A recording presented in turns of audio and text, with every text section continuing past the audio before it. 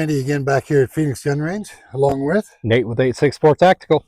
All right, today we're going to do another review of a gun, okay? This is one that, I don't know, for a long time I've heard a lot of people talking smack about it, saying how bad the gun is and the quality control sucks.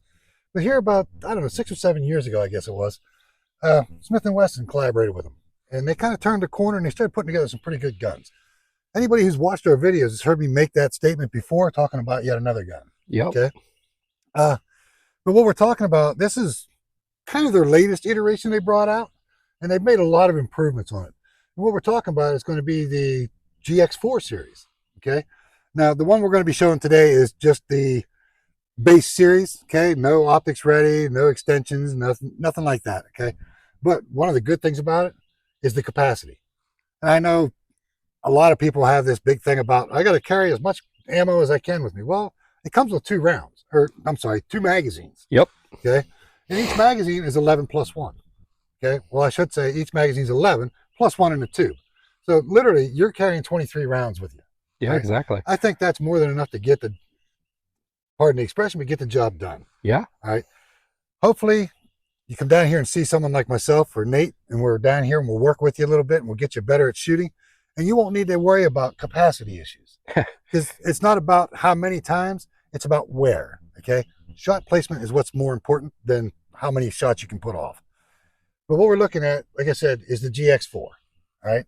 And this is the first, I don't know what you want to, it's not really the first generation because they haven't made a Gen 2 on it, but it's where it started with just the standard gx4. And it's this guy right here. Okay. And as you can see, it's fairly small. It fits in the palm of my hand really good. All right. It's black Tenefer coated. It's got nice, I mean, you said about you don't like that grippiness of the Smith & Wesson. Well, that one doesn't really have any grippiness to it. No, I mean, it's enough that it bites into your hand and holds on, but it doesn't hurt. Fatigue my hand. Yeah, it doesn't have the little pyramids that will dig into your hand when they're brand new. And the other thing that's really neat about it, and I'm hoping you can see it very well, is the trigger. It's actually a straight bladed trigger rather than the hooked shoe like you see on a lot of them. Yep. And it does have the center dingus in it rather than a hinge. Okay. The hinge is something that's reminiscent of Smith & Wesson, and even they're starting to get away from it now. Oh, thankfully. Yeah. Some of their models have come out with a straight bladed trigger like this, and I think that people are being more receptive to them and actually more gravitating towards them now. But this one, what's neat about it is Taurus was notorious for their hiccups, so to speak, their problems. And then their customer service was terrible back in the beginning. All right. I see that look. Yeah. Okay. They were at least less than desirable. Right. And if you could get a hold of them, there was a lot of excuses thrown out there. Well, it's not like that anymore. Okay. I guess Smith & Wesson with their collaboration told them, listen, you got to have good customer service or you're going to lose business. Yep. And that's pretty much the basic of any business for that matter. But like I said, with this trigger, what's nice about it, and I'm going to go ahead and rack the slide back. It is empty. There's nothing in the chamber. There's no magazine in it. But if you look at the trigger, okay, whenever I go on the trigger, it's got a very short take up. From that take up, it's just a real crisp, clean break. And then the reset is right there. I mean, it's very short. So it's got a good reset to it. And it just feels good. And I don't get that springy bounce behind it like you had with, well, Smith & Wesson's SD series had that. Yeah. Okay? But I don't get that spring bounce behind it. I mean, you're going to get a certain amount with any gun, but when you're firing it, you won't feel that at all. Okay. It does have forward and rear serrations on it, so you can do your infamous tactical press checking, but it also has a sight window up here. You can just look in to see if there's brass in it. Okay. Yep. It doesn't have a loaded chamber indicator, or a loaded, not loaded chamber indicator, but a decocker, what do you want to call it? Striker indicator. Okay. It's not ambidextrous at all. Okay. And the takedown's a little bit different on it, but it does have a very good magazine release, but you can't flip it because it's just not made to be able to flip. Is that something that can happen on the other models of it? Or is it specifically? I'm not 100% certain. I'd have to look at it and see if maybe they've addressed that issue. Okay. So basically, this is for a right-handed shooter for the most part. I mean, you can shoot it left-handed, but you're going to have to do something different when you reload. Yep. Okay. And with that being said about this, if you pay attention and watch the entire video, here in the near future, we're going to throw out a giveaway gun, and it's going to be for the first person that clicks that subscribe button and rolls us over 500. And there's going to be a second place for who gets us just before that. But first place is going to be taking home one of these. With that being said. And I think that we decided that it's going to be an optics ready version. Yep. Okay. So it's actually going to have another feature that this one doesn't have. All right. So that kind of ruined what I was going to do, because I was actually going to tell them at the end of the video, by the way, if you like this gun, like and subscribe, because when we hit a certain number, that person's going to win one. Yep. We're not going to win this gun. It'll be a brand new gun. Yes, exactly. Okay? And I do want to disclose that I have fired this gun before. There has been quite a few rounds through it. Okay. I haven't reached that 1,000 mark by any stretch, but there's been several hundred through it. And all I did really was wipe down the barrel. That's it. I haven't really oiled anything or greased anything. So we're still pretty much out of the box, so to speak. And with that being said, I've never shot one. So he's going to get the experience of shooting the first 10. Yep. All right. And like I said, it is a stagger and a half. Okay, stagger stack. So it's a stack and a half. And it does hold 11 rounds in this little tiny magazine. And it is, I believe, a Metgar magazine. So it's going to be quality. Well, we'll see how it goes. All right. With that, I'm going to turn it over to him. And I'm going to step out. Well, it's got a nice feel to it.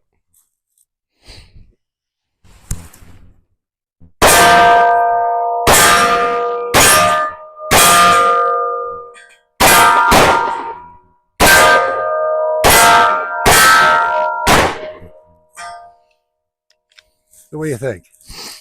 I mean, granted, it was only 10 rounds. I mean, so it's not really broke in yet. I like that trigger. I told you. That has for being what it is, that has a phenomenal trigger reset. I just think the trigger overall is probably one of the best features that they've upgraded on this gun. Yeah. Okay. I think that the grip texture is ideal because it sits in your hand nice. It's not really biting you. So you don't got to worry about that scraping that you get with some of these with the real heavy texture on it. Yep. And the thing that I thought was really neat about it, it's manageable. As small as it is. I mean, granted, I have a big hand. Okay. But as small as it is, it's still very manageable. Yeah. The pulse control on it, for being a 9mm, as small as it is, you can wrap your hands around that and it ain't going nowhere. You get a good grip on that thing, and you're going to control it better than most people could ever dream of controlling it. I almost dare say flat shooter. Well, at this distance, everything's a flat shooter. But when you start pushing it out, that's when you get your rise and drop off the arc. But that's mainly, I would have to say, it's more rifles that applies to. Yeah. Because you don't typically shoot a pistol out at 100 yards or more. Okay. So that's just not one of those things that you want to be doing. I mean, it's capable of it, but I don't think that I'd want to trust the power factor of the bullet to have any kind of impact. So depends on who you ask. We all know about 9mm. Oh yeah, it'll blow your lungs out your back. Well, I'll tell you what, I'm going to go ahead and give it a few rounds here and give my opinion on the shooting. So I'm going to grab this other magazine. Sounds good. Well, you're doing that. I'm going to load the other one back up. All right.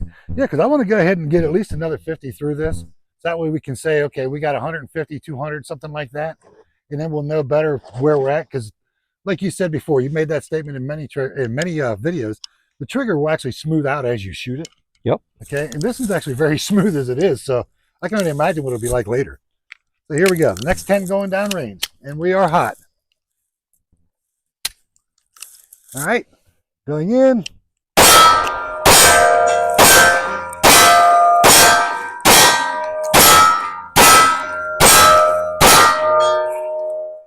I will say this. You used the term flat shooter. When I'm looking at where I put those rounds, okay, it is definitely flat right in line with where the muzzle was. Yeah. So we don't have a lot of climb, a lot of creep, a lot of movement. And again, some people will give an excuse, or they'll say, well, you're a professional shooter. Okay, that's fine. I agree. I am a professional shooter. I have been for quite a while now. I enjoy shooting though. And the reason why I shoot the way I shoot is because I took the time to get some training and learn the right ways to do it. Yep. Okay. And in turn, that's what I try to do down here. I try to help people be able to shoot flat like that, be able to shoot consistently in one area. Okay. It's not a matter of, and people mistake these things for a rifle. Okay. And honestly, it doesn't look anything like a rifle, but they think that they can sharpshoot with it like you do a rifle.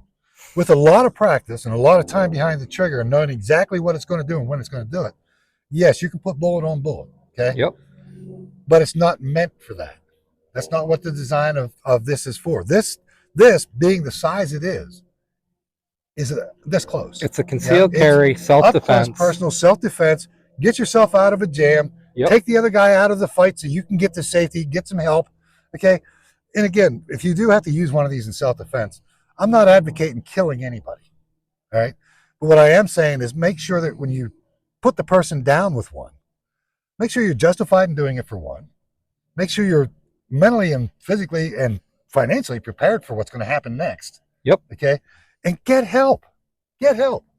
All right. And when I say get help, I mean get a police officer to get there. You know, call the cops. Use your cell phone.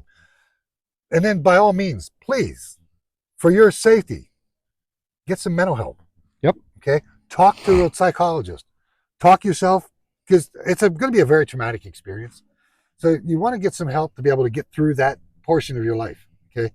Because once you've pulled a trigger on a human being, your life has changed forever. Okay. And again, like I said, I don't advocate shooting people or killing people, but I do advocate having the proper tools to protect yourself.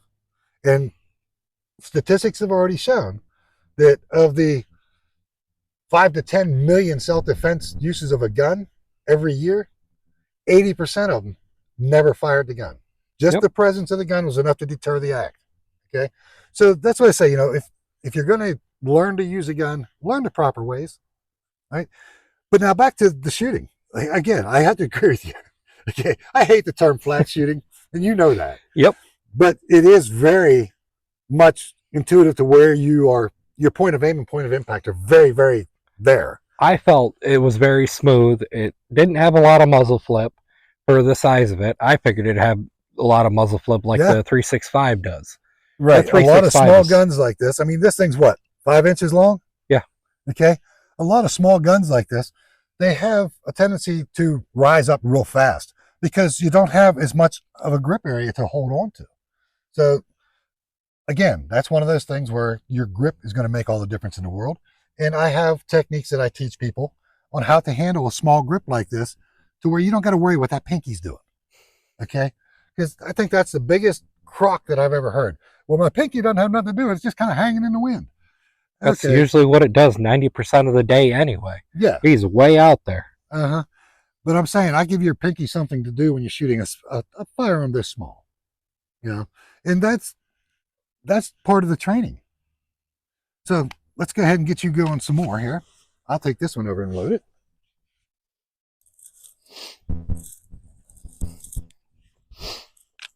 Oh, you decided to go the full 11 instead of 10, cheater. I did.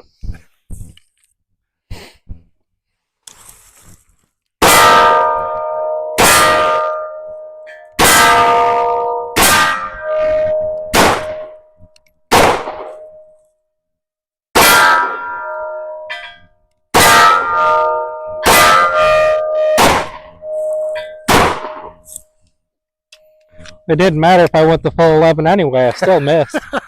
You know what? That happens. That's exactly why I am not an expert. I am just a guy that likes to go throw lead downrange and have fun with all new tools. All right, I'll be nice, and I'll only load 9 since you took one of mine. But again, like he said, he's a guy that likes to throw lead downrange, okay? Yeah. Make use of all the new tools and stuff that's out there available to you. I do shoot competitively, okay? But yes, I miss from time to time too. I mean, nobody's infallible. Even the best of them out there miss from time to time. That's just human beings. You know, We are humans after all. But again, the whole, I don't know if they could see it on camera, your stance, okay, is something that I could adjust. It would help you a little bit more with your shooting. Yep. All right. you'll get some of these guys out there, and I want you to keep this in mind. I'm not bashing on them. They're 100% right when they say your stance and your grip really has nothing to do with how you shoot. That's if you are a seasoned shooter. Okay, if you have 100,000 rounds downrange and you've shot in different situations, different scenarios where you had to put yourself in uncomfortable positions to shoot, yes, you're able to do those things. But in an environment like this on the range, when you're first learning, those are the basic building blocks, and you need to learn those and learn how to perfect those. Then you can go into the other things. Yep. Okay. I see a lot of people who want to come down here, and I do encourage movement on the range. Okay. So anybody who's watching, I encourage the use of holsters and I encourage movement. Okay. So come on down and visit us. I'll work with you and show you how to do it. But the thing that I look at, and I was getting ready to say this, is I see people that are just learning to shoot, and they'll see somebody else in one of the other pits, and they're doing movement drills, and they want to try to move, and they don't know how. They trip themselves up, and it's dangerous if you try to move and not know how, because if you trip yourself with a loaded weapon in your hands, we don't know where that bullet's going to go if it goes off. Yep. Okay, and we don't want nobody to get hurt. So I definitely implore people, if you want to learn how to move, I'll be more than happy to teach you how to do it. Okay, it's not as difficult as people might think it is, but it's more difficult than just trying to do it. Okay, there's a thought process that goes in. Give you a good example. And I told you about this before, I had a group of people from Sweden here yesterday. It was a pretty large group, and I worked with each one of them individually. And one of the guys that was there was an engineer. And as I went through everything with him, and I showed him the basic building blocks to shooting, and I had him do different things, and his breathing, his trigger control, his sight picture, sight alignment, everything that you need to do to shoot correctly. Yep. Okay. After we got done shooting, he looked at me and goes, I never realized that there was so much science involved in shooting. I said, yeah, there's a lot of science involved in it, but it's a matter of how you put it all together. Putting it together in the right sequences makes it for a smoother, safer, more enjoyable shooting time. And that's what I want people to really understand, that it can be enjoyable to shoot, and it's safe. Okay. Because let's face it, anybody can go out and shoot. Oh yeah. What is shooting? Pointing it in the right direction, squeezing the trigger. First of all, if you're squeezing the trigger, you're doing it wrong. But that's just my verbiage that I don't like to use. But that's not putting you on target. Okay. If you go and just point at something and hope for the best, you're opening yourself up for a nightmare, is what it boils down to. Because one of the things that I teach people is not only to know your target, but know what's beyond it. Yep. Because if you accidentally miss, or if the bullet penetrates the whole way through and hits an innocent bystander, you're responsible there. You're liable for that. You may wind up going to court and getting sued because you hit an innocent victim. Okay. So again, it's not a game. It's not a toy. Okay. It's a tool. If a carpenter goes up there and tries to use a sledgehammer to do roofing work, he's going to bust something up, mainly his hands. So he's not going to do that. He's going to use the proper tool for the job. And he's going to learn how to use it the proper way. Okay. Yep. You don't want to hang drywall with a 10-pound sledge. All right. But it works. It will work as long as you don't hit the nail too hard. Yeah. If you do hit it too hard, then you just got a lot of fill to do with the mud. But that's a different story altogether. But my point being is, a gentleman that's an engineer, comes from a country where they don't really allow you to do what we do here, okay, unless you have certain licenses and stuff, had made that comment to me that there's a lot more science and physics involved in shooting than what he'd realized. And that's kind of what I teach people down here. I teach people basic anatomy, because a lot of people don't understand how your body works. Okay. And that's one of the biggest things to understand for shooting. If you don't understand the physiological properties of your body and how it works and how your eyes work and your brain works, how your muscles work, you're going to wind up running into problems. Yeah. Okay. And a lot of what I see is people don't know how their muscles work and they don't understand the breathing. And that's when they shoot these great big patterns. Okay. You're going to have what they call a shooter's arc, which is going to be natural. But through the proper controls, you can minimize how big that is and pick your spot to actually break the trigger on. Okay. I don't want to give people a training this. I want them to see this thing in action. Okay. So I'm going to try a different position, and I might, I'll tell you what.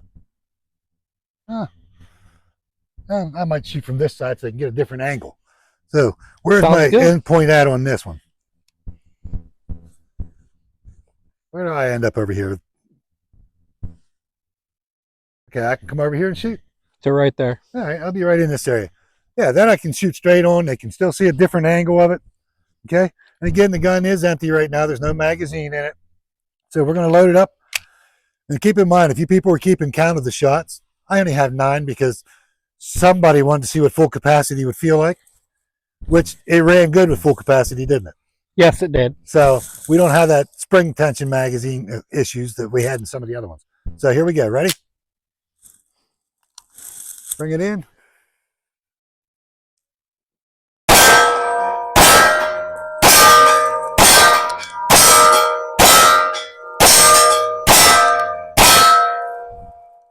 I like that.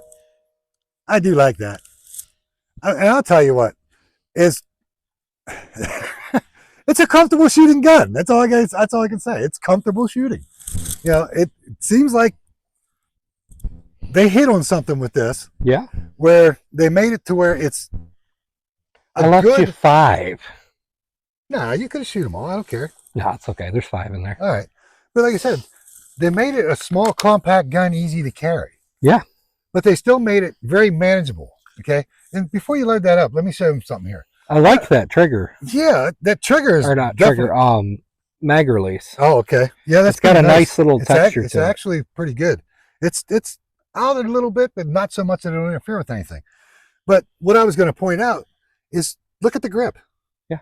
Okay. They gave you the hump on the grip to fit your hand good, and you can still get high up on that little beaver tail there. So that makes a real controllable gun out of it. Yeah, it does. It's a great feeling. I don't feel like I'm overholding it. It doesn't make me want to do this like some guns do. Yeah, I can actually grab a hold of it, get in there. And I'll tell you something else that impresses me with this. They went to a 1.5 stacks. Yeah. But yet they still have a slim grip line to it. It is pretty slim. It's amazing how it feels in your hand. And I like that they put the little textures on there for you to have index points. Yep. Okay. We're not going to get into the takedown of the gun just simply because, well, some places don't like you to do that. Yeah. But it's not like a typical gun where you pull down the little levers and slide it forward and everything. This one here, and it does come with a little tool for you to do it. Okay. But if you look on the ejection side of the gun, you'll see a little, looks like a screw head. You just turn that half, a quarter of a turn, and it unlocks it where you can slide it right off. So it's actually very easy. And even if you don't have a little tool, you could use just the rim of a case. We'll do the same thing. Well, that's actually creative thinking. Yeah. It's not something you're going to accidentally hit or get it cocked on there to where it's going to cause a jam. Does that mean it's going to be the next military gun? Who knows? Officers probably. Yeah.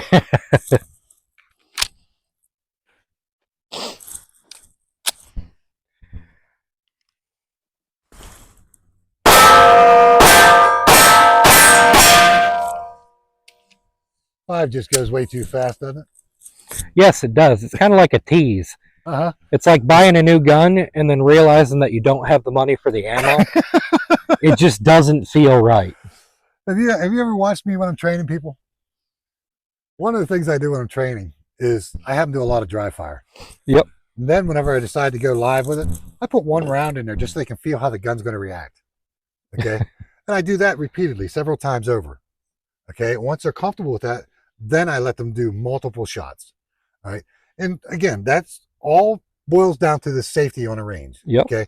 Making sure that they're very familiar and very comfortable with what they're doing before they have enough ammunition in there to hurt themselves or somebody else. Yeah, exactly. And that's again what it's all about for me, is all being safe. All right. I'll do the last 5 here. We'll see what they see. You're right, it does tease you, but I'm going to do it anyway. All right, here we go.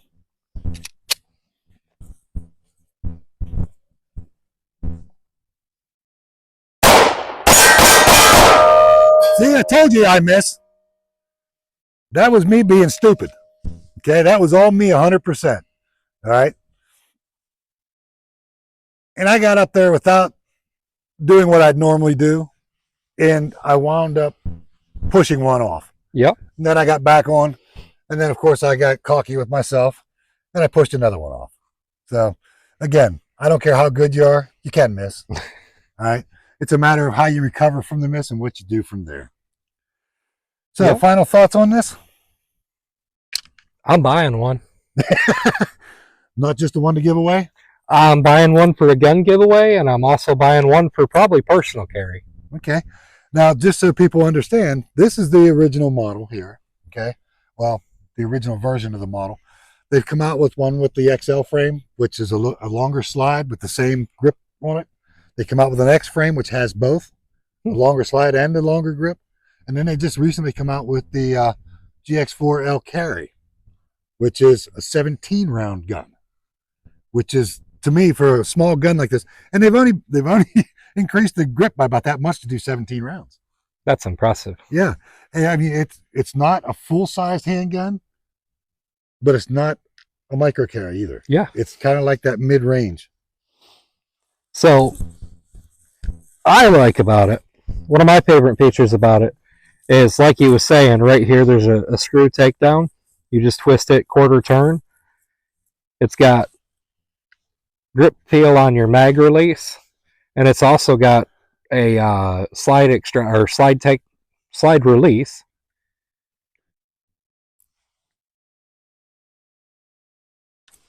See if I can actually get a hold of it this way, where you can grab a hold of it. Yeah, I know you referred to it as a slide release, but in all actuality, it is a slide catch. Yeah, slide catch. To let you know that you are out of ammunition. And I like the fact that they use a bright colored follower in the magazines. Yes. So you can see it real easily. Yeah, that was one of the gripes that I had about one of the other guns that we were reviewing. And what that was is it had a gray follower. Yeah. So a gray follower, when you have a low light or a different lighting situation, you can't really see it too well. So you're flipping the gun around looking to see if it's got anything in it, if it's, just a problem going on or whatever. Where with this, I mean, it's open on the top, not just out the side, and you can just literally turn it a little bit and you can see that yellow. So you know it's empty. Okay. Yeah. So there's no question in your mind about it. Plus, I like the feature right here of the serration on the front of the frame. When you're just standing there, you ain't got your finger in where it shouldn't be. You got that great grip point, and it's a good feeling gun. I really can't say much more about it. Yeah, see, what I like, if you look at it, I put my hand behind it so I can give you some contrast and see things a little bit better. You see that little trigger shoe in there, and it's actually 3/4 of the width of the trigger. So it's not just some little blade that's going to pop up and hit you. All right. And again, one of the other things that I think is really interesting is the sights. Okay, we're going to go ahead and drop this down, which we're going to do it the right way. But if you look at the sights, it has a blacked out rear sight with a white dot front sight, but they serrated the back of it so you don't have that glare. Okay, so that was a nice little feature that they did to it. And it's actually a very comfortable, very lightweight gun. Yeah. And for as light as it is, I am very, very pleasantly surprised at all the more recoil you feel. Yeah. Because it doesn't bounce around in your hands. It absorbs it really well. Yeah. I like where they put the serial number on it too. Yeah, that's kind of neat too. I mean, there's probably inside on it too, but if you look at the back, the serial number is back here on the back instead of on the side like you see a lot of them. Yeah. And I've seen them already where they put them on the barrel too, on the chamber.